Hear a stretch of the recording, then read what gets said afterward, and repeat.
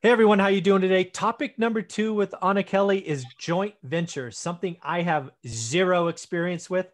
So I'm just going to sit back, listen, ask some questions, and figure out how you do joint ventures well. So how you doing, Anna? I'm doing great. Yeah, so you have a couple of joint ventures. Historically, you're doing a couple more now. Any rules of thumb before we kind of dive into how they work and all of that? Because I guess you only hear the horror stories, right? Because those are the only people don't Yeah. talk about the good news; they talk about the horror stories. So, what do Yes. you think?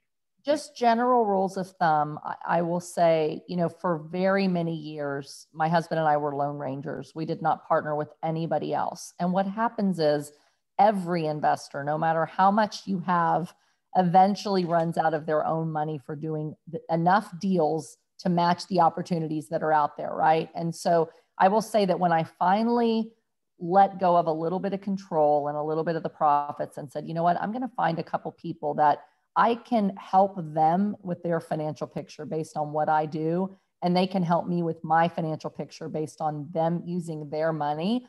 Until I had that aha moment and that resolution that I was willing to do that and to take a risk on a partnership, my portfolio was kind of stuck. I had to wait till I had equity to get the next property, or wait till I could find a private lender. When I started doing partnerships, and it started out just one partner at a time, is when I really was able to start to scale and rapidly increase my financial freedom and my net worth. So that's one thing. The other thing is you have to be very, very careful with who you partner with. And you must have in advance all of the what ifs laid out and memorialized in a legal document so that you know that no matter what happens, this is how it's going to unfold. This is how we unwind it if we need a business divorce. Hmm. Very, very cool. So one of the things that I've often thought about in a joint venture is it's really, I call it ham and egg. It's a golf saying, right? When you're partnering up. So you bring one set of skills or experience and they bring the other. It doesn't really work when like you're both deal finders, right? Yes. So you basically need to declare that up front. Like, hey, I'm gonna be the one experience, I'm gonna find it, I'm gonna operate it, you're gonna be the money, just simply speaking. Yes. Is that fair discussion? Absolutely. It's kind of like if you're walking in two different pair of shoes. You Hmm. can't have two left feet or you'll go only one direction. You can't have two right feet. You have to have a left foot and a right foot, right? Ah, And so it's like marriages that blow up because you're exactly alike and you're both stubborn and you can't ever give and you end up divorced, right? Yes, sometimes our differences drive us nuts in marriage, but they keep us balanced. And the same thing with business partnerships. You both have to be able to have a give and take where if I could do it on my own, I would. I don't need someone else just like me. I need someone that can help me because they're strong in an area that I'm not. And most partnerships start because one person has the skills and the idea and the wherewithal, and the other person has the money. In real estate, often that's how it happens. And oftentimes, people with money, they have their own businesses and their own things that they're excited about. They're not passionate about real estate. They just want a strong, stable return, right? hmm. So if you're excited about real estate and you're passionate and you're good at it, you can provide them that strong, stable return. Then it becomes a partnership where you both value each other because you're bringing something to the table that's greater than what you could do alone. Yeah. Now we need, like if you want to break down one of your joint ventures, that'd be great. There's obviously the day-to-day interactions, there's the money side, there's the, I don't know, the equity gain, then there's the operating cash flow. I mean, is it all 50-50 or does it all break down differently, or how do those work out? Yeah. So the nice thing about joint ventures, Michael, and when I say joint venture, it's simply I'm partnering with someone else to take down the same property, Yep. right? It could be one partner, it could be two, three, or four partners. Hmm.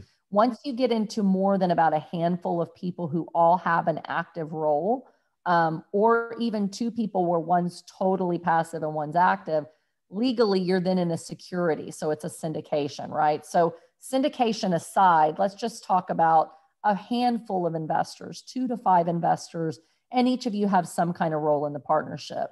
And I'll give you just an example of how I've done things a little bit differently. So the first time that I partnered with someone, I was buying 4 unit apartment buildings, and an old friend of mine from Texas saw me on LinkedIn and saw that I mentioned that I was doing some rental properties. And he reached out and said, hey, I've always wanted to do real estate, but I don't have time. I have a family. I have a very demanding job. Would you ever consider partnering where, I invest and you do the work? And I was like, okay, because I knew him well, and even though it had been 10 years since we had seen each other, I knew this is somebody that's honest. He knows that I'm honest. We've been friends for years. Let's do one, right? So I said, if I can find the right property, I'll call you. I found a property and I didn't have the cash to take it down, but we had all the wherewithal, the sweat equity, and I had some equity in some other buildings. So I said, you put the down payment to purchase the property. You'll have 50% ownership, and we'll both sign on the loan, and then I'll manage it, we'll renovate it, and we'll have the renovation costs on us until our investment for the renovations is equal to your investment on the down payment. And then we split everything 50-50. Now it's interesting because when you get loans, sometimes the banks want you to do something different than what you want to do, right? So they said, Anna, if we lend to you and you have a partner that's out of state, you have to be 51% owner, because we want you to be able to make the decisions, even if that other partner can't or doesn't. So the ownership was 51-49, but we split all the cash flow 50-50, right? So that's the easiest way to do things. And we had an operating memo that basically said, here's our budget. Here's what we want the rents to be. Here's where our expense limits are. And as long as I could operate it without going outside of that, I didn't have to call the other partner for any day-to-day decisions. But once a quarter, I sent financial reports.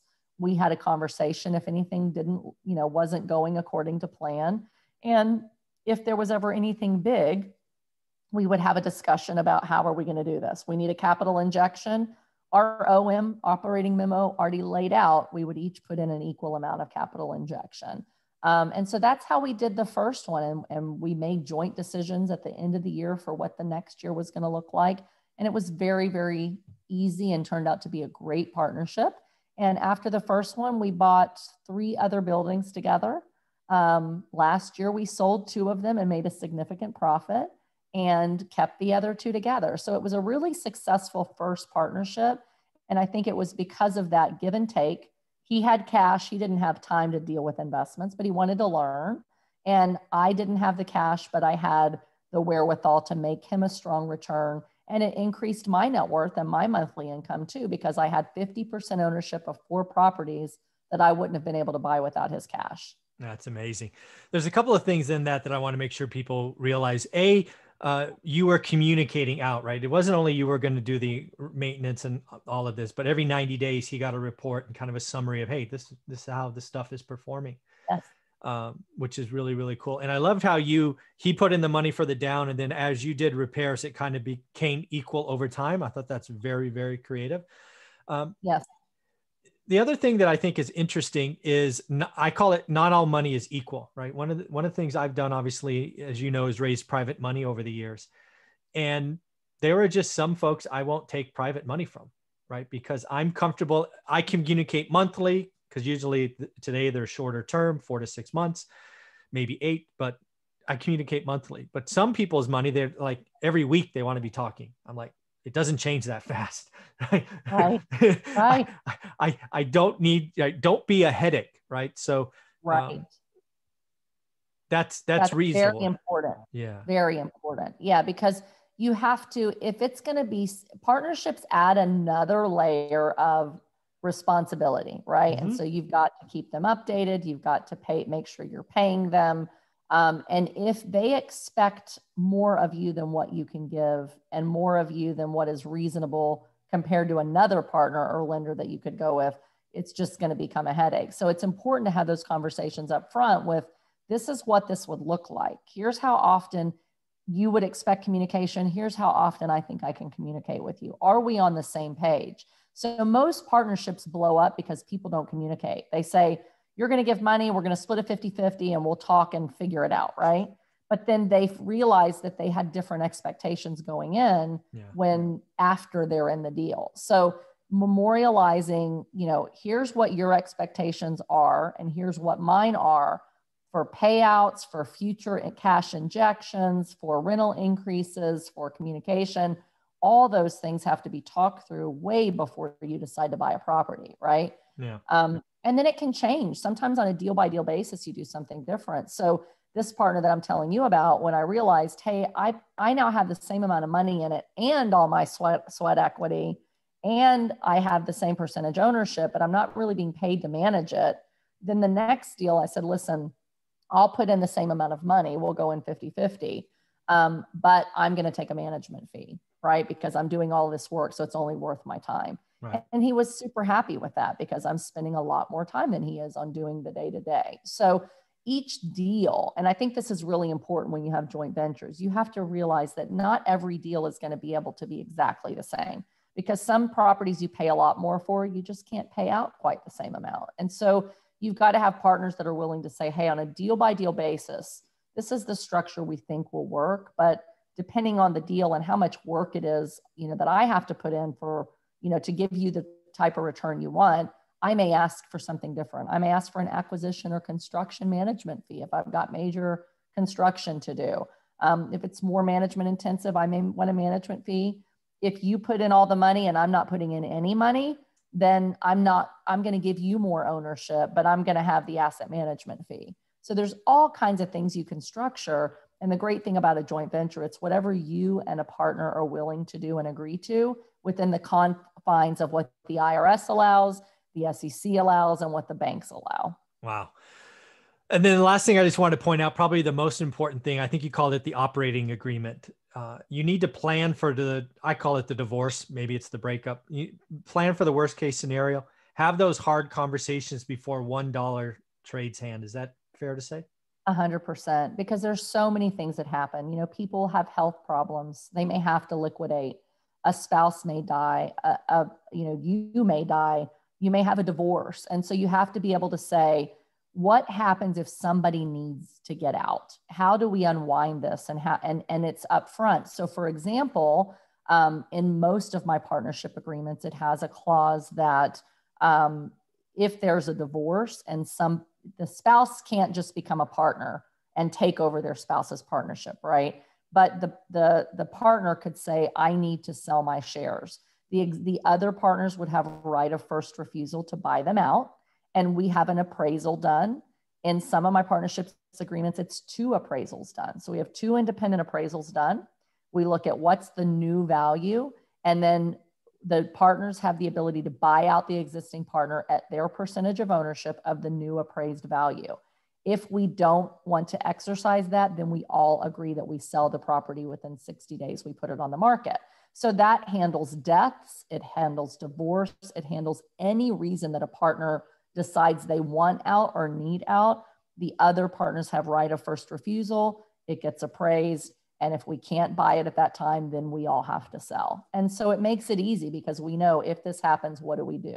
And it's all laid out in advance. And then we have arbitration, but it's really detailed. The more detail that you can get about how things have to operate, what happens if people run out of money? What happens if there's a tie break and you can't make a decision? Who's the tie break?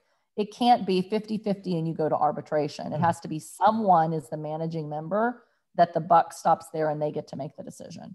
And if a partner doesn't like that, it's probably not the right partner for that deal. There you go. This has been fun. A new area I get to play with as my career expands. So thank you for this conversation. You're so welcome.